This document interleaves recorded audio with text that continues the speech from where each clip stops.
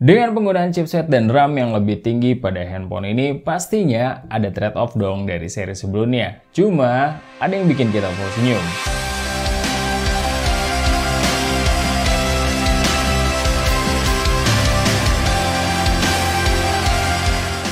Hai Smart Buyer, gue Rizky. Kali ini kita akan full review untuk Infinix Hot 20s. Kira-kira gimana dengan plus minusnya? Let's check this out.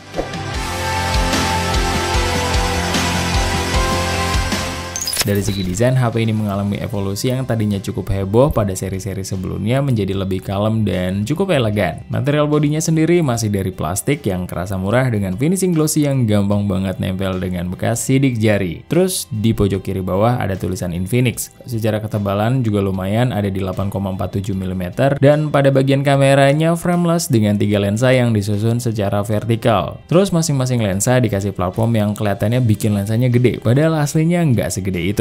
Terus di sampingnya ada flash. Untuk bagian pinggirnya, handphone ini sudah menggunakan desain kotak kayak tren zaman sekarang. Terus feel pegang HP ini juga nggak setajam HP-HP Infinix yang punya desain kotak kayak di dulu-dulu. Terus kita pindah ke bagian depannya. HP ini jadi menarik dari HP-HP di sekelas harganya dengan luas layar di 6,78 inch yang sudah bertipe pansol dengan bezel yang nggak tebal-tebal banget untuk ukuran zaman sekarang. Untuk perlindungan layar pada handphone ini di website resminya Infinix kita tidak menemukan informasi apapun, tapi untuk anti goresnya sudah terpasang dari pabriknya. Terus untuk beratnya ada di 203 gram, jadi lumayan berat sih untuk ukuran handphone. Dan kelengkapan lainnya ada fingerprint sensor yang menyatu dengan tombol power, masih membawa audio jack 3,5 mm dan slot SIM tray-nya bertipe dedicated.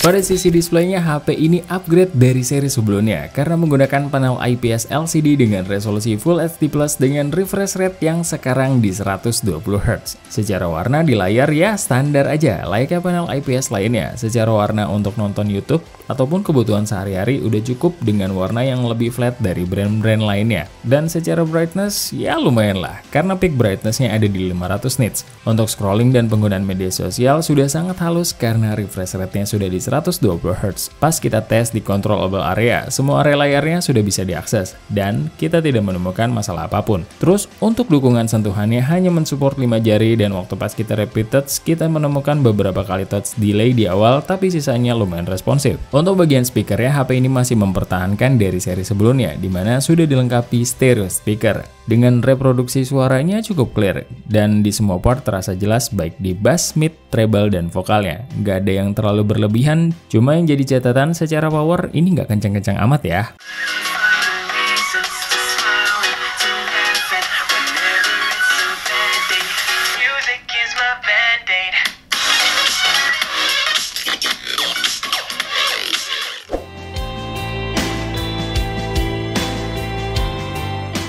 HP ini datang membawa XOS terbaru yaitu XOS 12 yang berbasis Android 12, terus selama penggunaannya kita tidak mendapatkan update sama sekali. Dan secara tampilan XOS 12 ini emang paling nggak menarik sih secara experience, nggak ada yang spesial, layout UI-nya juga terasa agak ketinggalan zaman. Terus untuk kelengkapan sensor, ya namanya juga HP nggak fokus di fitur jadinya agak kurang. Selain tidak dilengkapi NFC dan untuk gyronya sendiri di sini masih software. Dan menurut kita ini sayang banget sih, handphone yang fokus di performance tapi tidak mempunyai gyro hardware. Untuk fitur biometriknya sudah dilengkapi dengan face unlock dan fingerprint sensor yang secara responsivitas udah lumayan. Dan kalau untuk penangkapan jaringan sinyalnya udah cukup oke dan penuh, dan waktu pas kita speed test hasilnya lumayan lemot sih dari speed download dan uploadnya. Tapi ini bisa jadi karena emang Indosat yang lagi lemot aja di tempat kita. Maklum Bogor sering hujan. Dan kita juga coba tes untuk penangkapan sinyal WiFi-nya. Jadi kita punya 3 SSID dan kita koneksikan dengan SSID yang terjauh dan terlemah yang ada di lantai 1 dengan jarak kurang lebih 12 meter. Dan di sini kita full senyum. Tahu kan kita sering komplain wifi-nya Infinix payah? Tuh, sekarang udah diperbaiki. Sinyalnya udah sama kelasnya dengan HP-HP yang lain. Nah, buat fansnya, kalau kita komplain, brand kayak Infinix tuh denger. Toh yang happy kalian-kalian juga kan yang mau pada beli produk ini. Dan untuk hasil speed test download dan uploadnya sekarang sudah sangat memuaskan. Terus untuk storage-nya sepertinya sudah menggunakan UFS 2.1 karena di web resminya minim info. Karena secara skor storage-nya tes HP ini sudah mendapatkan skor di 25 ribuan dan FYI biasanya IMC itu skornya di 9.000 sampai 12.000 dan kalau UFS 2.2 biasanya sudah di atas 30 ribuan.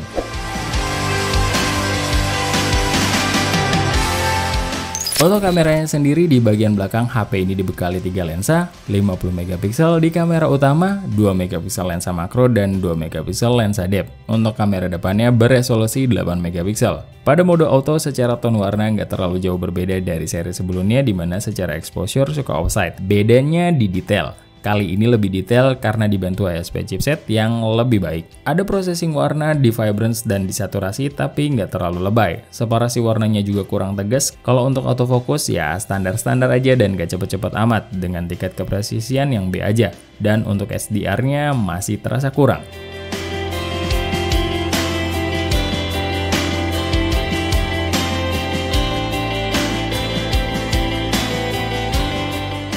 Pada mode potretnya sendiri secara warna tidak ada perbedaan dari mode autonya. Terus bokeh yang dihasilkan nggak terlalu dalam dan lumayan rapi sih. Cuma kadang kita sesekali miss kalau kita ambil objeknya agak kecepatan atau goyang.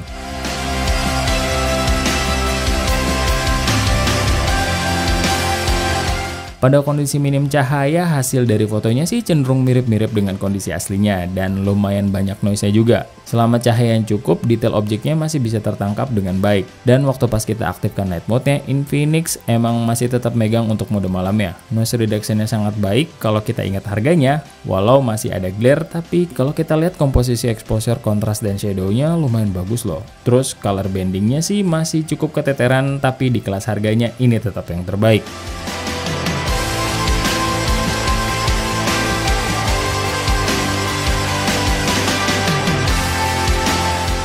Kalau untuk hasil selfie-nya sih ya gitu-gitu aja lah kalau Infinix. Exposure-nya tinggi, impact-nya ke skin tone kita, muka kita jadi kelihatan cerah. Detailnya sih masih aman, tapi di backlight-nya agak kacau. Dan waktu pas kita aktifkan mode potret ya kurang banget sih. Hasilnya jauh banget dari kata rapi. Mending kalian pakai mode biasa aja, apalagi pas di backlight, makin kelihatan gak jelas. Di perekaman kamera belakangnya, handphone ini punya dua opsi perekaman, yaitu di opsi 1440p yang secara warna kurang lebih mirip-mirip dengan hasil warna fotonya, cenderung warm dan hasilnya nggak stabil, dan SDR-nya juga seadanya. Terus ada juga 1080p 30 fps yang secara kualitas 11-12 sebenarnya sama 1440p. Dan yang kita sayangkan lagi di sini tidak dilengkapi IPS, jadi nggak stabil. Kecepatan autofokusnya juga masih ya gitu-gitu aja, HDR-nya agak kurang, tapi mengingat harganya ini udah lumayan kok. Untuk perekaman kamera depannya juga sama, mempunyai dua opsi di 1440p 30 fps yang hasil secara detail lumayan bagus, backgroundnya gitu-gitu aja. Begitupun dengan 1080p 30 fps yang sejujurnya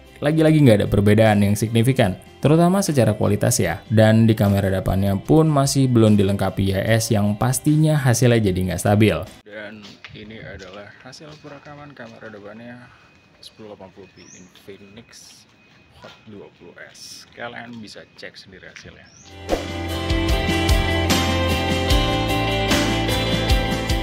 Untuk urusan baterai, HP ini sudah membawa baterai standar yaitu di 5000 mAh. Untuk pemakaiannya terhitung normal, tapi karena pakai chipset 12 nanometer jadinya nggak irit-irit banget. SOT 6-7 jam masih bisa lah. Dan waktu pas kita gaming test, pengurangan baterainya selama 30 menit per game rata-rata bisa di 10-11%. Terus dalam pengetesan PC Mark, SOT HP ini bisa bertahan selama 7 jam 33 menit. Kemudian HP ini hanya dibekali kepala charger di 18 watt dan pengecasannya ya standar 18 watt lah. Zaman sekarang sih jatuhnya lama untuk baterai di 5000 mAh. Waktu pas kita hitung dengan baterai monitoring dari 2-100% kita bisa dapat waktu pengecasannya di 2 jam 54 menit, hampir 3 jam. By the way, HP ini punya reverse charging walau cuma 5 watt. Udah gitu aja.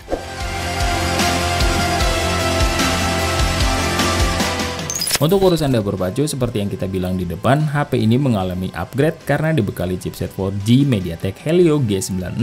RAM-nya di 8GB dan storage-nya di 128GB. Udah naik kelas banget lah. Harganya juga cuma di 2,3 juta sampai 2,4 jutaan.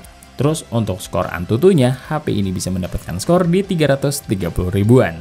Sebagai gambaran Genshin Impact di lowest 60 fps, menurut kita settingan ini lumayan aman aja, nggak terlalu lancar-lancar amat, tapi cukup playable. Kalau pas di dungeon sih cukup stabil, tapi pas di Mondstadt atau di open map kita menemukan beberapa kali ada drop, tapi nggak sampai terlalu ganggu banget. Namun kalau kalian menaikkan settingannya pasti cukup terasa dropnya, terutama saat di Mondstadt atau di open map. Kemudian untuk konsumsi baterainya selama 30 menit ada di 10% dan untuk suhunya sendiri ada di 43 sampai 46 derajatan paling tinggi. Untuk Apex Legends rekomendasi settingannya ada di normal dan kita main di normal high. Untuk feel di dalam gamenya sih kalau nggak terlalu rame aman, tapi kalau pas lagi ada beberapa squad deketan ada berasa juga laggy-nya, tapi nggak sampai panjang banget dan sering-sering juga. Rekomendasi dari kita sih main di settingan di bawah ini aja lebih baik. Untuk feel sentuhnya juga cukup oke, tapi bukan yang terresponsif. Terus yang jadi catatan kita, HP ini anget banget waktu pas kita mainin. Setelah bermain selama 30 menit, baterai di handphone ini berkurang 10% dan suhu tertingginya ada di 44 sampai 49 derajatan paling tinggi.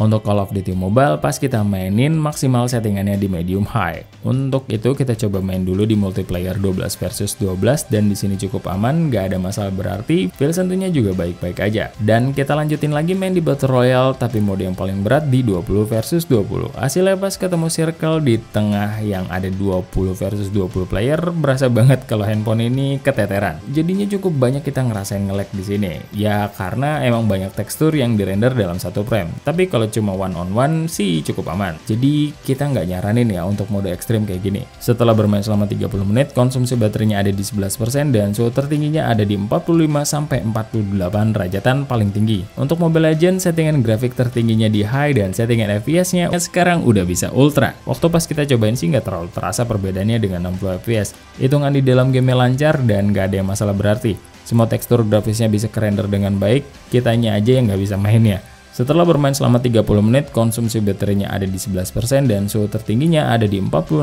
sampai 48 derajatan paling tinggi. Untuk PUBG Mobile, kita bisa main di settingan grafiknya mentok di balance ultra. Hasilnya waktu pas kita main di Battle Royale, enak-enak aja sih. Semua tekstur di dalam gamenya bisa kerender dengan baik. Pergerakan karakter kita juga cukup smooth, feel sentuh layarnya udah cukup oke dan secara FPS stabil dari awal sampai akhir. Setelah bermain selama 30 menit, konsumsi baterainya ada di 11% dan untuk suhu di handphone ini ada di 44 sampai 46 derajatan paling tinggi. Gimana? Masih baper nggak nih kalau kita kritik produk-produk kayak Infinix? Improve kan kalau kita kritiknya beralasan. Untuk sebuah handphone dengan harga 2,3 sampai 2,4 jutaan, penawarannya cukup menarik kalau concern kalian itu di performa. Ya karena ada trade-off-nya yang lumayan, dimana sekarang udah nggak ada NFC, diganti dengan chipset yang lebih baik dan RAM yang lebih besar. Desain bodi belakangnya lebih kalem, depannya juga udah punch-hole, layar dan speakernya cukup bagus dan kompetitif di kelas harganya. Hasil kameranya di mode auto dan mode malam cukup impresif di kelas harganya, minus di portrait selfie-nya yang nggak karuan. Baterainya cukup boros karena pakai chipset boros juga dan ngecasnya lama untuk standar zaman sekarang karena hampir nyentuh di 3 jam. Dan hal yang paling bikin kita full senyum adalah penangkapan sinyal wifi yang jadi lebih baik. Jadi kalian para fans Infinix jangan baper-baper lah kalau kita ada kritik untuk produk-produk dari Infinix. So far kalau kita komplain beralasan didengar kok sama mereka. Kalian bisa cek video-video kita dari awal yang bahas Infinix.